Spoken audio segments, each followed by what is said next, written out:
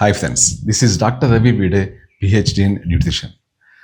మీరు రెస్టిల్ కానీ క్లోనాజపం కానీ ఇలాంటి మెడికేషన్ తీసుకుని మీ స్లీప్ బాగా పడుతుంది, చాలా బాగుంది మెడికేషన్ అని చెప్పి దాన్ని కంటిన్యూ చేస్తున్నారా?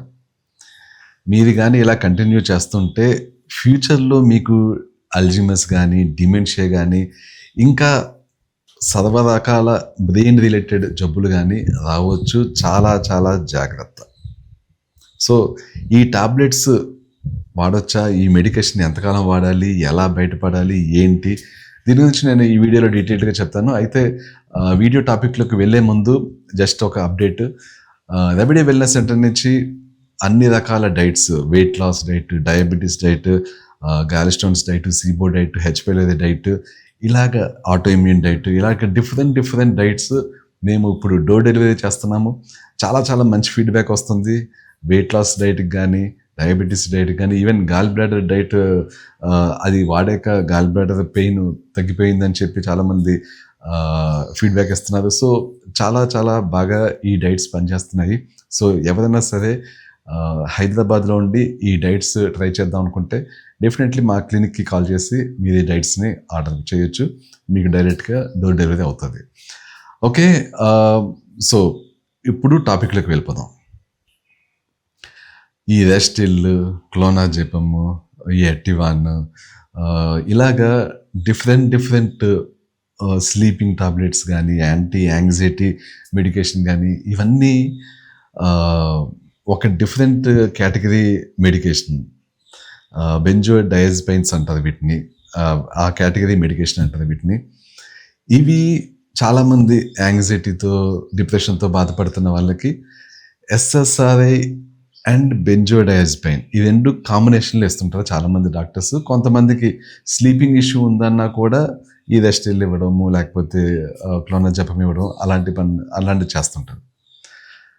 సో ఎస్ఎస్ఆర్ఐస్కి కూడా సైడ్ ఎఫెక్ట్స్ ఉంటాయి. బట్ ఎస్ఎస్ఆర్ఐస్ ఒక లెవెల్లో, ఒక టైంలో యాంటీ డిప్రెసెంట్స్ అవి తీసుకోవాల్సిన అవసరం ఎవరికన్నా పడుతుంది. ఎస్పెషల్లీ బాగా డిప్రెషన్తో ఉన్న వాళ్ళకి, బాగా యాంగ్జైటీతో ఉన్న వాళ్ళకి అవి తీసుకుంటూ బ్రెయిన్ని తీసుకుంటున్న టైంలో బ్రెయిన్ని అది బాగు చేస్తూ ఉంటుంది. And at the same time సెల్ఫ్గా కూడా, అంటే meditation, breathing workouts, physical workouts, and ఇంకా డిఫరెంట్ ఐస్ బాత్స్, ఇలాగ డిఫరెంట్ థింగ్స్ చేస్తూ డిఫరెంట్ రెమెడీస్ని కూడా ఫాలో అవుతూ ఉంటే ఈ టైంలో బ్రెయిన్ ఆటోమేటిక్గా రీవైర్ జరిగి మీకు యాంటీ డిప్రెసెంట్స్ నుంచి బయటకు వచ్చినా కూడా చాలా హెల్తీగా మీరు ఉంటారు. యాక్చువల్లీ చాలా యాంగ్జైటీ లేకుండా ఉంటారు. బట్ దాని కాంబినేషన్లో ఏదైతే ఈ బెంజోడైజపైన్ కేటగిరీ మెడికేషన్ ఇస్తారో అది దేనికోసం ఇస్తారంటే, మీకు ఈ యాంగ్జైటీ, డిప్రెషన్ వల్ల నిద్ర సరిగ్గా పట్టదు కాబట్టి ఆ నిద్ర కోసం ఇస్తుంటారు. ఇప్పుడు నెక్సిటో ప్లస్ అని ఉంటుంది, అది వేసుకుంటే ఎసిటోపాలం ప్లస్ క్లోనాజపం కాంబినేషన్. ఈ క్లోనాజపం అనేది ఈ బెంజోడైజపైన్ కేటగిరీ మెడికేషన్. అది ఈ క్లోనాజపం ఇస్తుంటుంది. ఈ క్లోనాజపం ఎలాంటిదంటే ఎడిక్టింగ్ అనమాట. ఇది మీరు మోర్ దాన్ 1 month తీసుకున్నారంటే, కొంతమంది ఈవెన్ కొన్ని వీక్స్ తీసుకుంటే, జస్ట్ 2-3 weeks తీసుకున్నా కూడా ఎడిక్ట్ అయిపోతారు దానికి. అది లేకుండా ఉండలేదు, అది లేకుండా నిద్రపోలేదు, అది లేకుండా స్థిమితంగా ఉండలేదు, యాంగ్జైటీ ఫీల్ అయిపోతుంటారు.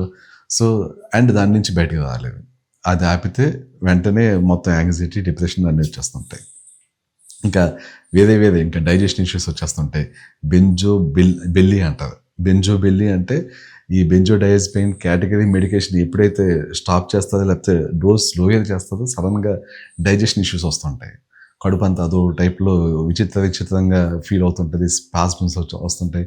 ఒక రకంగా ఏమవుతుందో తెలియకుండా ఫీల్ అవుతుంటుంది. యాక్చువల్లీ ఆ నర్వస్ సిస్టమ్ అసలు డైజెషన్ని సరిగ్గా కానివ్వదు. ఇవన్నీ వస్తుంటాయి. పిచ్చిగా ఉంటుంటుంది. బెంజోడైజపైన్ ఎప్పుడన్నా ఎవరైనా ఆపేదంటే, క్లోనాజపం ఆపేదంటే, లేకపోతే రెస్టిల్ సడన్గా ఆపితే ఒక రకమైన అన్రెస్ట్ ఉంటుంది, మైండ్ పనిచేయదు. సో ఇలాగా సడన్గా ఆపితే ఈ మెడికేషన్ సడన్గా ఎప్పుడు కొన్ని నెలలు తీసుకుని కానీ మీరు ఆపేదంటే చాలా చాలా ఇబ్బందిగా ఉంటుంది. అది అసలు సడన్గా ఆపకూడదు కూడా. అండ్ ఫస్ట్ ఆఫ్ ఆల్ ఇవి లాంగ్ టర్మ్ తీసుకోవడమే డేంజర్. మీకు జస్ట్ ఒక 1 వీక్ లేకపోతే 2 వీక్స్ తీసుకున్నారనుకోండి. ఆ తర్వాత ఒక 2 వీక్స్ టు 3 వీక్స్ టేపర్ చేసుకుంటూ తగ్గించుకుంటే అది కరెక్ట్ వే అనుకోవచ్చు మనం. బట్ మీరు అనేక నెలలో తీసుకున్నారనుకోండి, ఇంకా దీని మీదకి ఇంకా దాన్ని వదులుకోలేము. అండ్ ఒకవేళ పొరపాటున ఆపేమంటే నేను ఇందాక చెప్పిన సైడ్ ఎఫెక్ట్స్ అన్నీ వస్తాయి. దానికి ఆపడానికి ఒక ప్రాసెస్ ఉంటుంది. ఎందుకంటే ఆపలేదు అంటే మీకు బ్రెయిన్ మొత్తం డ్యామేజ్ అవుతుంటుంది. లాంగ్ టర్మ్‌లో అసలు మీకు అల్జీమర్స్ అంటే ఇంకా గ్యారంటీగా వస్తది. ఇంకా గబుక్కున మనుషుల పేర్లు మర్చిపోతుంటారు. ఎక్కడికో వెళ్ళి అక్కడ ఎందుకు వెళ్ళామో గుర్తుండదు. అది ఇంకా ముదిరిందంటే ఇంకా డిమెన్షియాకి వెళ్ళిపోతుంది. అసలు తనని తాను కూడా గుర్తుపట్టలేనంత లెవెల్‌లో బ్రెయిన్ డ్యామేజ్ అయిపోతుంటది. బ్రెయిన్ సెరెబ్రల్ అట్రోఫీ అంటారు. బాగా కుంచించిపోతుంటది.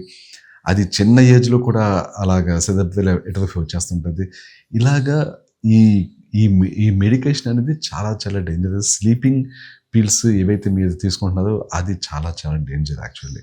అందుకనే మీకు ప్రిస్క్రిప్షన్ లేకుండా ఇలాంటి స్లీపింగ్ పిల్స్ బయట ఇవ్వరు.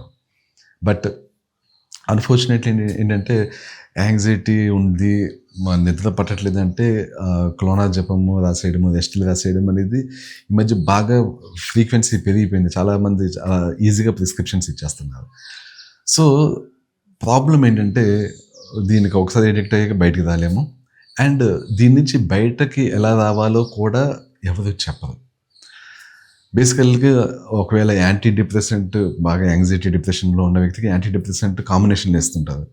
ఈ కాంబినేషన్లో ఇస్తున్నప్పుడు అంటే నెక్స్ట్ టు ప్లస్ అని ఇచ్చామనుకోండి, అందులో ఎసిటోపాలం ఉంటుంది, క్లోనాజపం ఉంటుంది. ఈ కాంబినేషన్ని మీరు స్ప్లిట్ చేయాలి. మీరు ఎసిటోపాలం సపరేట్గా తీసుకోవాలి, క్లోనాజపం సపరేట్గా తీసుకోవాలి. అంటే ఎస్ఎస్ఆర్ఐ మెడికేషన్ సపరేట్గా, క్లోనాజపం సపరేట్గా తీసుకోవాలి. మెల్లిగా ఈ క్లోనాజపాన్ని ఆపాలి మీరు ఒకవేళ డాక్టర్ చెప్పకపోయినా కూడా మీరు ఓన్గా చేయగలగాలి ఇది. ఎందుకంటే ఎప్పుడన్నా సరే మెడికేషన్ ఆపి మీరు స్టేబుల్గా ఉంటే అది దట్స్ ఎ గుడ్ థింగ్. ఆ డాక్టర్ కూడా మీకు హ్యాపీగా ఫీల్ అవుతుంది యాక్చువల్గా మీరు ఆపగలిగేదంటే. సో ఫర్ ఎగ్జాంపుల్ మీకు క్లోనాజపం 1 mg తీసుకుంటున్నారు అనుకుందాం.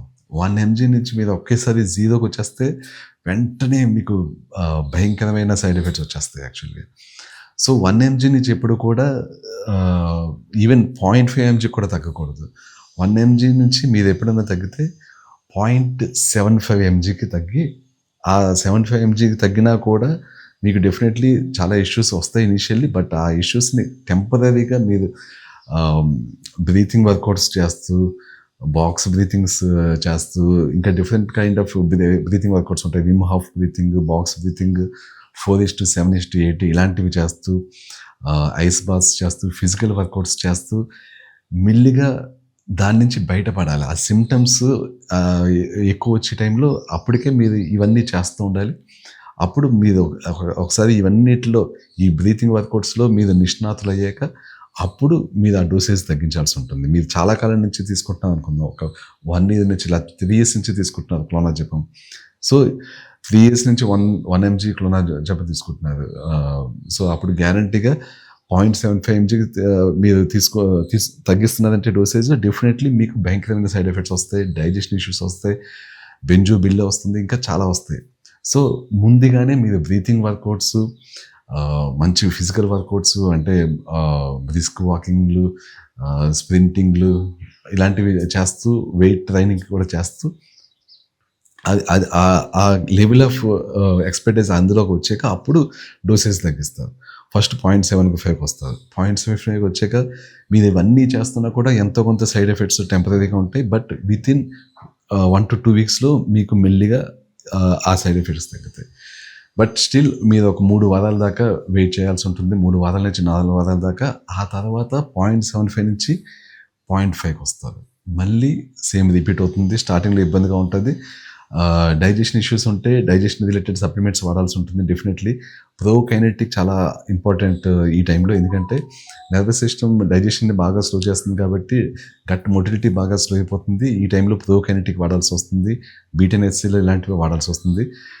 సో నెక్స్ట్ 0.5 mg నుంచి మళ్ళీ 0.25 mgకి అగైన్ ఈచ్ రిడక్షన్లో మీరు ఆల్మోస్ట్ ఏంటంటే ఒక 1 month gap ఇస్తుండాలి.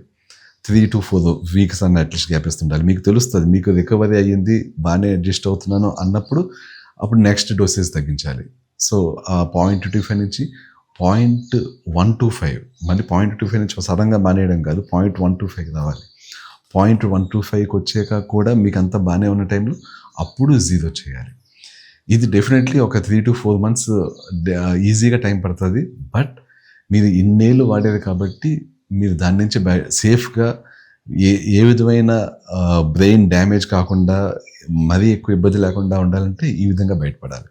And at the same time already మీరు breathing workouts, meditation, ice baths, physical workouts, brisk walking, cardio, weight training ఇవన్నీ చేస్తూనే ఉంటే అప్పుడు మీరు even not only benzodiazepines, even SSRIs నుంచి కూడా మీరు బయటకు రావచ్చు. ఎస్ఎస్ఆర్ఐస్ నుంచి కూడా ఈ విధంగానే బయటకు రావాలి. బట్ మీరు ముందుగానే అంత బ్రెయిన్ని మీరు ఎస్ఎస్ఆర్ఐస్ తీసుకుంటున్నప్పుడు మీకు ఏదైతే అడ్వాంటేజ్ ఉంటుందో ఆ అడ్వాంటేజ్ని పాజిటివ్గా ఇవన్నీ చేస్తూ మిమ్మల్ని మీరు బెటర్ చేసుకుని అప్పుడు డోసేజ్ తగ్గించుకుంటూ టేపర్ ఆఫ్ చేసుకుంటూ స్లోగా తగ్గించాలి. ఇది సో యాంటీ డిప్రెసెంట్స్ చాలామంది ఒక 1 week వాడి 2 weeks వాడి మాకు ఇది పనిచేయట్లేదు అనుకుంటారు. కొంతమంది 2 months వాడి 3 months వాడి బాగానే పనిచేస్తుంది, కానీ సడన్గా ఆపేస్తే నాకు ఇలా వస్తున్నాయని చెప్పేసి వాటి మీద అలా ఉండిపోతుంటారు. రెండు రాంగే. యాంటీ డిప్రెసెంట్స్ వాడాల్సిన అవసరం ఉంటే, అంటే మీకు లైఫ్లో ఒక రకమైన డిప్రెషన్, యాంగ్జైటీ అనేది ఎప్పటికీ తగ్గట్లేదు, దానివల్ల ఆటోఇమ్యూన్ జబ్బులు వచ్చేస్తున్నాయి, డైజెషన్ ఇష్యూస్ వచ్చేస్తున్నాయి అన్నప్పుడు టెంపరీగా అంటే కొంతకాలం పాటు యాంటీ డిప్రెసెంట్స్ వాడాల్సి ఉంటుంది. ఈ కొంతకాలం అనేది 6 to 9 months అవ్వచ్చు, 1 year అన్న అవ్వచ్చు. బట్ యాంటీ డిప్రెసెంట్స్ వాడినప్పుడు ఈ డైజెషన్ ఇష్యూస్ కానీ, ఆటోఇమ్యూన్ డిసీజెస్ కానీ ఇవన్నీ కంట్రోల్లో ఉండి ఆ యాంటీ డిప్రెసెంట్స్ నుంచి స్లోలీ మీరు బయటపడాల్సి ఉంటుంది. అంటే మీకు డెఫినెట్లీ ఒక 1 month to 2 months టైం పడుతుంది యాంటీ డిప్రెసెంట్స్ ఎఫెక్ట్ తెలియడానికి. ఆ తర్వాత ఒక 6 months అన్నా మీరు కంప్లీట్లీ ఈ చేస్తుండాలి. ఈ బ్రీతింగ్ వర్కౌట్స్, ఈ ఐస్ బాత్స్ వర్కౌట్స్ ఇవన్నీ చేస్తూ అప్పుడు మెల్లిగా బయటపడాల్సి వస్తుంది. సో ఎవరన్నా ఇలాగా యాంగ్జైటీతో బాధపడుతున్న వాళ్ళు కానీ, యాంగ్జైటీ మెడికేషన్ మీద ఆల్రెడీ ఉండి బయటికి ఎలా రావాలో తెలియని వాళ్ళు కానీ వీళ్ళు నన్ను అప్రోచ్ అయితే డెఫినెట్లీ నేను మీకు ఎలాగ మీరు హెల్దీగా అండ్ ఎక్కువ సైడ్ ఎఫెక్ట్స్ లేకుండా ఏ విధంగా బయటపడవచ్చు అనేది గైడ్ చేస్తాను డెఫినెట్లీ. సో చూడండి డెఫినెట్లీ యాంటీ డిప్రెసెంట్స్, ఎస్పెషల్లీ బెంజోడైజపైన్స్ అంటే రెస్టిల్, క్లోనాజపమ్ ఇలాంటివి లాంగ్ టర్మ్ తీసుకునే మెడికేషన్ కాదు. ఇవి డెఫినెట్లీ షార్ట్ టర్మ్లో తీసుకోవాలి. ఇవి తీసుకుంటున్నప్పుడు మనం రికవరీ ఫాస్ట్గా అయ్యేలా చూసుకోవాలి. బ్రెయిన్ని మనం ఎంత బాగా హీల్ చేయగలిగితే అంత హీల్ చేసుకోవాలి, రీవైర్ చేసుకోవాలి. ఆ తర్వాత మెల్లిగా వీటి నుంచి బయటపడాలి. అది ఓకే అండి. Thank you so much. I will catch you soon. Bye.